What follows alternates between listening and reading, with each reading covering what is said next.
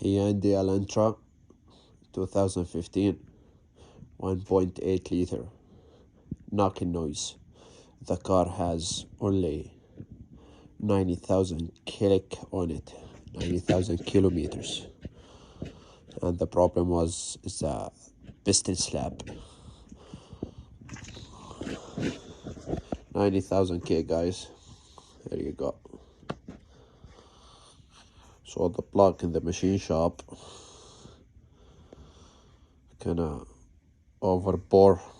oversize the bore half millimeter.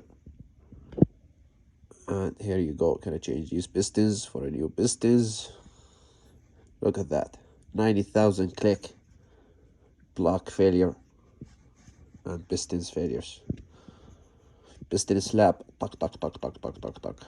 Thanks for watching, guys. Have a good day.